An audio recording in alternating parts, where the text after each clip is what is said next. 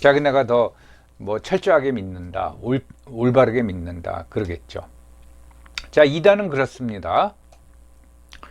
그럼 이제 사이비 종교는 뭐냐 하면은 이제 사이비 가짜란 뜻이죠. 그걸 또 뭐 유사 종교라고도 하고 이제 수도 릴리전이라 그러는데 가짜. 이건 왜 이런 이름을 붙였느냐? 이게 종교냐 아니냐는 우리가 따질 수가 없습니다. 그 사람들이 내세우는 걸 믿는 사람들이 있는 한은 종교죠. 근데 왜 사이비라는 이름을 붙였나 하면은 분명히 종교인데 반사회적인 활동이 많다 이 말입니다. 그래서 이제 사이비라고 이름을 붙이죠. 당사자들은 자기들 사이비라고 부르는 거에 대해서 펄쩍 뛰겠죠.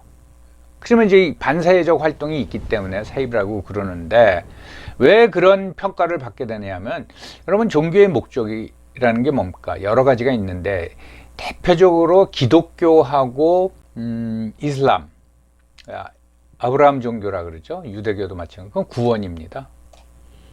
여기 굉장히 이제 어려운 개념이긴 하지만 구원, 특히 life after death, 죽음 후의 생에 관심이 많죠.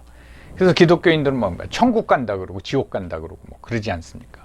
그래서 이제 구원이란 말이죠. 그 다음에 깨달음, 그게 이제 대표적인 게 불교죠. 그래서 뭡니까? 해탈이라 그러죠. 득도, 이게 뭐 깨닫는 거란 말이죠. 상수리나무 밑에서 뭐 득도를 했다. 예, 깨달음. 그 다음에 이제 인격 완성을 주장하는 그 종교도 있습니다. 이게 목적인데 사이비 종교라는 거는 요런 걸 내세우면서 실제 내용을 보면은 그거하고 상관없는 일들을 한다. 생활을 한다. 그래서 사이비라는 이름을 붙이고 또 하나 이제 기복신앙 얘기를 많이 합니다. 종교라는 건 깨달음, 뭐 득도나 구원, 인격 완성 이런 건데 이게 뭐 세상에서 잘 살게 해달라고 기도를 한다. 그게 무슨 종교냐? 그것도 종교입니다. 그 사람들의 신앙, 그걸 믿는 사람들의 신앙관이 그렇다면 그것도 종교라고 해야 되죠. 그런데 그 뭐 돈 잘 버는 게 뭐 남 걸 훔치고 뭐 이런 게 아니라면은 그 기복신앙도 무시할 수 없는 거다 이거죠. 그거 자체는 인정해 줘야 되는데 반사회적 활동을 하느냐 안 하느냐가 문제라는 거죠. 그 다음에 신흥종교라는 거는 새로 생긴 종교라는 거죠. 많이 있죠. 이게 우리나라 같은 경우는 자생적인 경우도 있습니다. 예를 들면 뭐 신흥종교 하면 무슨 뭐 좀 이상하게 보면 아니 새로 생긴 종교. 그러니까 대종교 같은 것도 새로 생긴 거죠. 우리나라의 자생적인 그 신흥종교가 있고 그 다음에 외래로 들어온 것도 있어요. 근데 그 외래로 들어온 신흥 종교 중에는 기독교 계통도 무지하게 많고 불교 계통도 무지하게 많고 토착 신앙도 굉장히 많습니다. 그런데 그 외래의 루트가 미국에서 온 거, 중국에서 온 거, 잘 아시지만 일본에서 온 것도 있잖아요. 화평일보라고 만드는 그 종파. 그 다음에 중동에서 온 것도 있고 최근에는 인도에서도 외래 종교가 많이 들어오고 있습니다. 이게 신흥 종교입니다. 이 사이비 종교하고 신흥 종교하고는 차원이 틀린 거죠. 이거는 반사회적인 활동을 하느냐 안 하느냐가 사이비 종교의 기준이고 신흥 종교는 생긴 지 얼마 안 됐다. 전래된 지 얼마 안 됐다. 그런 차원에서 신흥 종교라고 하겠습니다. 여기서 오늘 2단 사이비 종교 뭐 신흥 종교 했는데 이 뭐 거기에 속지 않는 법 뭐 이렇게 좀 자극적으로 말씀을 드렸는데 무슨 얘기하면은 대개 이 기복적인 거 지금 사는 세상에서 내가 마음 편히 잘 사는 거 이제 그런 것도 있고 또 하나는 나 죽은 다음에 어떻게 되지 이게 무섭단 말이죠. 그게 이제 종말론 아닙니다. 세상이 망한다 이거죠. 뭐 세상이 먼저 망할지 내가 먼저 죽을지 모르면 종말론이죠. 이 종말론 가지고 사이비 종교가 많이 나타납니다. 그래서 이제 기독교와 이슬람이 강하죠. 아브라함 종교가 이 종말론이 강하죠. 불교는 아시다시피 윤회설 아닙니까? 나 죽으면 뭐 제가 이해하기로는 내 생에 좀 나쁜 짓을 많이 하면 미물로 태어나고 뭐 그런 거야. 윤회설이죠. 그렇지만은 불교도 역시 종교다 보니까 나중에 미륵불 신앙이라는 게 생기는 거죠. 그래서 석가모니가 열반한 뒤에 56억 7천만 년이 지나고 나면은 이제 사바세계로 온다. 그때가 되면은 세상이 유토피아로 변하고 꽃과 향기가 덮여 있고 인간의 수명은 8만 4천 세가 되고 지혜와 덕을 갖춘다. 이것도 일종의 종말론이죠. 그래서 종말론은 대개는 모든 종교가 다 가지고 있다고 봅니다. 그 중에서 기독교적 종말론이 강하죠. 또 문제도 많이 일으키고, 이거는 뭐 성경에도 나와 있지만은 기독교 일반적으로는 경전, 성경 보면은 창세기서부터 시작해가지고 구약이 끝나고 신약 맨 마지막 책이 요한계시록 하면 이제 창세기 성경의 첫 책이죠. 거기에 첫 구절이 뭡니까? 태초에 하나님이 천지를 창조하셨다. 그 태초, in the beginning, 예, 태초. 그러니까 기독교적인 신앙관에 의하면은 태초가 있으면은 끝도 있다 이 말이죠. 시작이 있으면 끝도 있다 그죠. 그러니까 태초가 있었으니까 당연히 종말이 있다. 그런 논리가 돼버리는 거죠. 근데 이제 종말에 대해서는 얘기를 많이 하는데 주로 이제 요한계시록, 사도 요한이 썼다는 요한계시록을 가지고 많이 설교들을 하고 그럽니다. 그러면 아마겟돈 전쟁이라고 나오죠. 그 아마겟돈이라고 이스라엘 국가에 보면 그 지형이 있죠. 거기서 대전쟁이 일어나서 이제 다 망한다. 그래서 벌써 한 30년 됐네요. 1991년도 이라크 전쟁 말고 걸프 전쟁, 요 잘못됐습니다.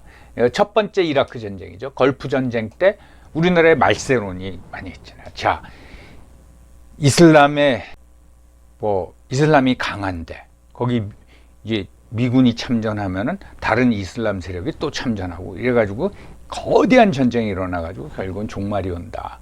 그래서 그때 우리나라의 종말론 또는 말세론이 아주 득세를 했죠. 요 얘기는 해도 될 것 같습니다. 그때 나온 게 뭡니까? 다미선교회라고 해가지고 다가올 미래 선교회. 그래서 종말이 언제 온다. 그래서 다 같이 모여서 뭐 기다리고 그러지 않았습니까? 예. 이런 거에 사람들이 약하단 말이죠. 예. 그래서 성경에 그러면은 말세론이 종말론 또는 말세론이 없느냐? 있죠. 이거는 이제 마가복음 1장 15절에 나온 건데 이거는 세례 요한이 한 말이죠. 때가 다 돼요. 때가 다 됐다는 건 뭡니까? 종말이 다 됐다라는 거예요. 하나님 나라가 다가왔다. 하나님 나라가 온 게 종말이라는 거죠. 이 세상이 아니라, 세속적인 세계가 아니라. 그러니까 회개하고 복음을 믿어라. 이렇게 얘기하고 있습니다. 예수님도 그런 얘기를 많이 했어요. 종말에 대한 거. 그래서 뭐 그 전에 뭐 휴거가 먼저 일어난다 그런 얘기도 나오고 뭐 영화로도 만들어지고 그러지 않습니까? 그런데 재밌는 거는 예수님이 뭐라고 말씀하셨냐면 그런 말씀을 자꾸 하시니까 제자들이 궁금할 거 아니에요. 우리도 궁금하죠. 그게 언제예요? 하고 물어봤단 말이죠. 근데 예수님이 뭐라 그러셨냐면은 마태복음 25장에 보면은 그 날과 그 시간은 아무도 모른다. 아무도 몰라. 왜 모른다 그랬냐면은 아버지만, 그러니까 하나님만 알고 계신다 이거예요. 천사나 아들인 나도 모른다. 예수님 스스로는 자기의 재림, 다시 오시는 거, 그 다음에 세상의 종말에 대해서 말씀을 하셨는데 그러면 그게 언제입니까? 근데 자신도 모른다 그랬어요. 근데 지금 세상의 목사님들이 종말이 뭐 언제 온다 그러고 그런단 말이죠. 그거는 잘못된 겁니다. 그래서 이제 기독교적인 걸 중심으로 보면은 메시지가 정말 예수님이 언제 재림하십니다. 미국도 이런 사람들 무지하게 많아요. 언제 오신다. 우리나라도 많고. 이거는 아닙니다. 이거는 뭐 논리적으로도 많지 않고, 그리고 성경 비성서적이에요. 왜요? 뭐라 그랬냐? 아들인 나도 모른다 그랬단 말이죠. 예수님이. 그 대신 뭐라 그러셨어요? 오히려 가르쳐 주시는 게 더 좋지. 뭐라 그러셨나요? 항상 깨어 있어라. 모르니까. 아니 금년 12월 31일 날 온다 그러면 30일까지는 아닌 말로 진탕 놀고 31일 날 딱 정신 차리고 있으면 좋은데 그게 아니라 아무도 언젠지 몰라. 그러니까 항상 오늘 12시일 수도 있고 언제든 항상 깨어 있어. 이게 더 힘든 거죠. 그래서 언제 날짜를 특정한다던가 그 재림의 방법을 특정한다던가 그거는 잘못된 겁니다. 거긴 빠지면 안 됩니다. 그 다음에 또 뭐가 있냐면요. 요한계시록에 나온 그때 14만 4천 명이 찬송을 부르고 이러거든요. 그러니까 이게 14만 4천 명만 구원받는다. 천국에 간다. 이런 거예요. 그 교주들이 뭐라냐면 당신들 내가 이제 그 권한을 가졌다 이거예요. 14만 4천 명을 뽑는. 그러니까 나한테 잘 보여라 이거지. 그러면 14만 4천 명 안에 들어가게 해주겠다. 이런 것. 그런 것도 절대로 혹하지 마시길 바랍니다. 그러면 이 사람들의 특징이라는 건 뭐냐면요. 이게 빠져서 고생하는데 포교에 굉장히 적극적이고 집요해요. 조직적이고요. 물론 교회 나가시는 분들 중에서 귀찮을 정도로 예수 믿어라 이런 분이 있어요. 그 차원이 아닙니다. 아주 조직적이에요. 집요하고요. 그리고 그 대화를 통해서 상대방의 약점을 간파해가지고 논리적으로 밀어붙이고 그래요. 그건 피해야 됩니다. 그리고 또 굉장히 친근하게 접근을 해요. 아주 방법이 다양합니다. 물론 그 대상자의 구원을 위해서 그러는 걸 수도 있지만은 너무너무 의도적이라는 거죠. 그거. 그다음에 그래서 이제 거길 가보면은 목사님이든 스님이건 지도자를 신격화해요. 카리스마를 강조하고. 그 사람이 하는 말은 무조건 오라. 신격화해요. 이건 위험한 거죠, 당연히. 그 열광을 합니다. 그 다음에 슬쩍슬쩍 호기심을 유발하죠, 그분들은. 그래서 궁금하게 만들어요. 궁금할 게 뭐가 있습니까? 말세의 비밀을 알아. 슬쩍 그러고 자기는 어떻게 알아요? 예수님도 모른다 그랬는데. 그리고 그렇게 좀 은폐적이에요. 그래서 내부 얘기를 안 해요. 제가 이제 좀 그런 의심을 받는 기관에 제가 한번 단지라 그럴까? 자기네 공동체를 가지고 있어서 제가 한번 방문한 적이 있습니다. 우연찮게. 그랬더니 특징이 이렇게 마음대로 못 돌아다니게 해요. 꼭 안내를 해야 되고. 그 다음에 또 하나는 사람들이 웃질 않아요. 아니 구원을 받아서 공동체에 14만 4천 명 안에 들어갔으면 얼마나 기쁘게. 저 같으면 굉장히 즐거울 것 같아요. 막 매일 저절로 웃음이 나올 것 같아. 웃질 않아요. 그리고 이렇게 밖에 나와 다니는 사람도 별로 없어요. 그러니까 뭔가 비밀주의가 있습니다. 이건 문제가 있습니다. 공통적으로 다 그래요. 제가 구체적으로 말씀 못 드리는 건 이해하시고 바라고요. 그 다음에 교리를 보면요. 무슨 레고 끼워 맞춘 것 같아요. 탁탁탁탁탁 맞아요. 여러분 감히 제가 말씀드리지만 종교는 100% 합리적이지 않습니다. 그래서 이런 말이 있잖아요. 이해하고 믿는 게 아니라 믿다 보면 이해가 된다고. 근데 대부분의 이런 사이비 종교 이런 데 보면요. 교리가 탁탁탁탁 맞아떨어져요. 아무리 진짜 신앙심이 깊고 그런 사람들도 성경 읽다 보면 이게 뭐지? 의문이 가는 게 있어요. 근데 그런 사이비 종교나 이런 거 보면요. 의문이 안 가요. 너무 딱딱딱딱 맞아떨어져요. 그것도 또 이상한 겁니다. 그 다음에 또 하나 헌금을 강조합니다. 이게 말세가 다 왔는데 집 가지고 있는 게 뭐가 있어? 집 팔아서 갖다 바쳐 이런. 그러니까 뭉뚱그려서 이 6가지를 여러분들이 다 적어하실 필요는 없을 것 같고 제 생각에는 어떤 그 성서나 또는 경전이죠. 불교 같으면 경전, 이슬람 같으면 꾸란이라고 해도 좋습니다. 또는 어느 거라도 다 줘요. 그 내용을 강조하지 않고 교주나 지도자 또는 목사를 강조하고 그 사람을 신격화시킨다. 절대로 그건 안 되는 겁니다. 거기 빠져들면 안 됩니다. 그 다음에 헌금 강조하고, 심지어는 그 진짜 사이비 종교 같은 경우 보면은 문제 많이 되지만 심지어는 성상납도 강조한단 말이죠. 예. 이런 걸 강조하고, 그 다음에 말세가 다가오는데 지금 회사 다니는 게 무슨 의미가 있어 하면서 전부 다 하면은 그 단체를 위해 가지고 기관을 위해서 전부 다 헌신을 해라. 그것도 아닙니다.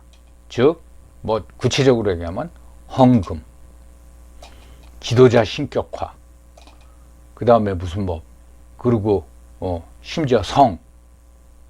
그러면요 그냥 쉬운 말로 잊어주세요. 딱 끊어버려야 되는 거란 말이죠. 근데 거기에 빠져들어서 돈 갖다 붙이고, 예. 그리고 난 구원받았다. 뭔가 불안해하면서도 구원받았다. 라고 이제 자기 만족을 하고 있는 거죠. 그래서 집요하게 접근을 하고 너무 친절하게 접근을 한다. 그거는 말도 섞지 마십시오. 죄송합니다. 바쁩니다. 심지어 이런 경우도 있습니다.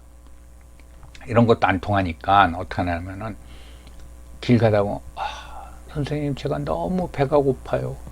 밥 좀 사주세요. 이런단 말이죠. 그래서 너무 안쓰러워가지고 식당을 같이 가서 밥 먹으면 나한테 이제 포교를 하는 거죠. 예. 그런 사람이 있으면요, 그냥 죄송하지만 그냥 모른 척 하시거나 정말 배고파 하는 것 같으면은 그냥 식사비 주시고 자리를 떠나시고, 괜히 친절하게 와가지고 하고 집요하게, 그럼 말도 섞지 말고 그냥 가시고, 그래도 우연히 어느 사이비금 간에 어느 교회로 우연히 갔더니 헌금 강조하더라. 이상하게 성적인 걸로 접근하더라. 그러면 그냥 떠나세요. 거기는 들여다볼 가치도 없습니다. 그 다음에 쉬쉬하는 거, 내부 쉬쉬하는 거, 헌금을 어디다 썼는지도 모르겠고, 성교비라고 해외에다 무지하게 보낸다는데 제대로 사용되는지도 모르겠고, 그거 좀 알고 싶으면 가르쳐 주지도 않고, 그거는 위험한 겁니다.